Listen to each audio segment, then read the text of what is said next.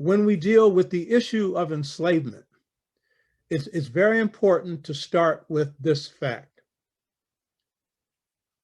Historically, when we dealt with Blackness, that is, when we dealt with the civilizations of ancient Africa, the civilization of Kemet that was described in charcoal and Meru Neter, KM as KMT, which was portrayed as black charcoal or a black person, so that the Kemites defined themselves as black people. And that was true throughout Africa because we're black people. It was just simply a description of your color.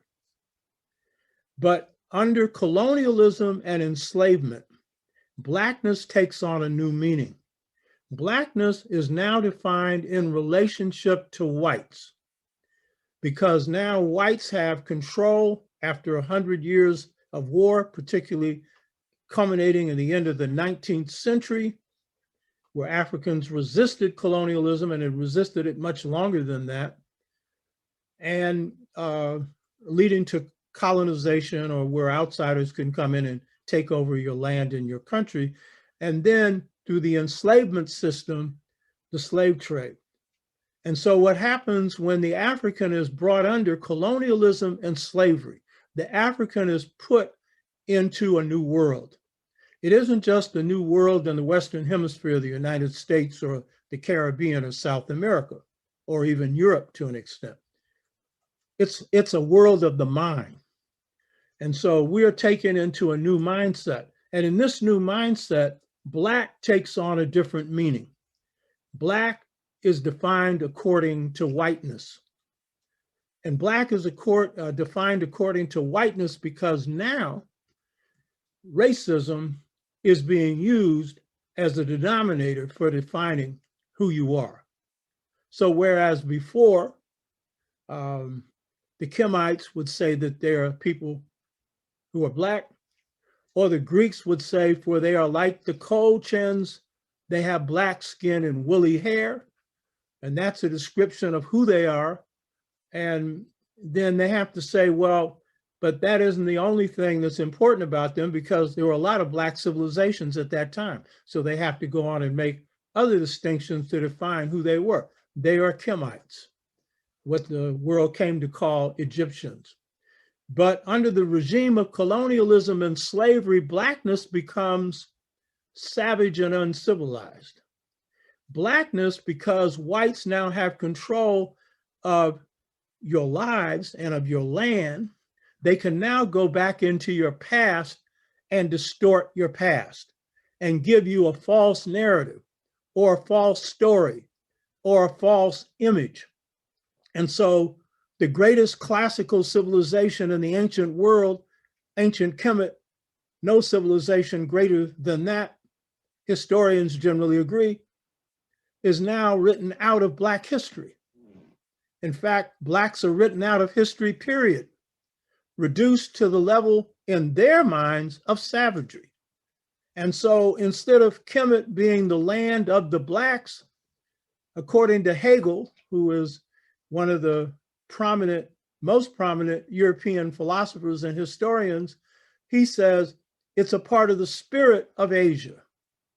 How can you be a part of the African landmass and be a part of the spirit of a people who don't live on that landmass? And how can you be a part of the spirit of Asia when the Asians hadn't yet 3,000, 3,200, or if you want to go back to the beginning, 10,000 BC, when pre-dynastic Kemet starts, where there was no Asian civilization, no China, for example, no Japan, for example. And by the way, the founders of both of those were Anu, Black people. So how do you become a part of the spirit of Asia? It's completely irrational. But the point is, that's the picture that is drummed into our head. And the rest of Africa is treated as savage Africa, Black Africa. So for 249 years, Africans in America have drummed in their heads, a savage in Africa a slave in America. On the plantation, there was what you would call a civilizational conflict. And that civilizational conflict was between the Yoruba, the Asante, the Fulani, the Igbo, the Angolans, and many others who came here not identifying themselves as Africans, but from a specific African ethnic group, but they shared common set of cultural unities.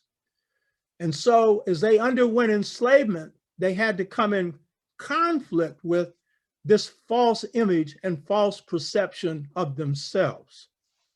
In the beginning, the saltwater Africans, those are the ones that come off the boat of enslavement. To them, this is a joke. You know what I mean? What are they talking about? They come in with African pride and they come in with African courage. But over a century and a half, the message is continually drummed in, and it has an effect on some of our people because we come into this reality of two worlds, the world of the European culture and their perception, which is grounded in racism, and our world. And so in these two worlds, some begin to take a view of the color of their skin that is shaped by the perception of the enslaver or the colonizer, which is instead of Black as naturally beautiful, and you don't even think about it, it is just naturally so, Black becomes ugly.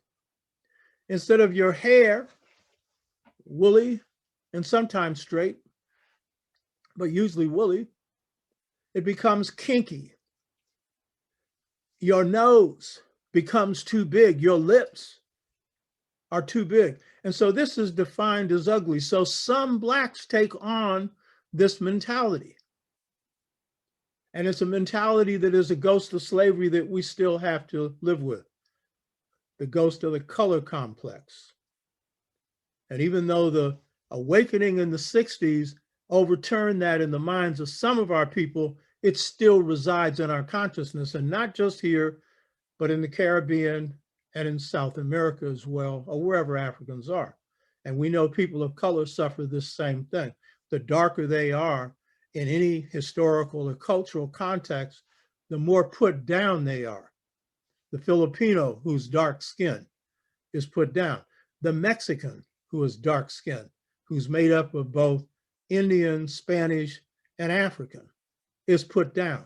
In fact, my favorite leader in the Mexican Revolution is Emiliano Zapata. His picture is right behind this screen because he's one of the greatest revolutionaries in the history of the world. His grandmother was African. He was dark complexion, but when they put out a picture of him, they lighten him up. You know what I mean? So this isn't just our problem, but it is a problem laid on us especially.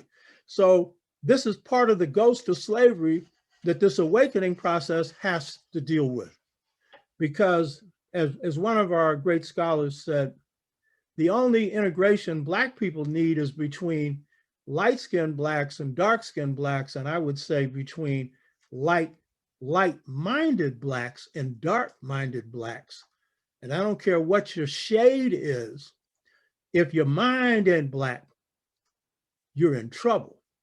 Or as the hip hoppers say, we got to go Black to the future. We got to embrace this Blackness. But if you got problems with seeing yourself through the eyes of someone else, then you're going to have to undergo transformation so that you can see the beauty that is right before your eyes.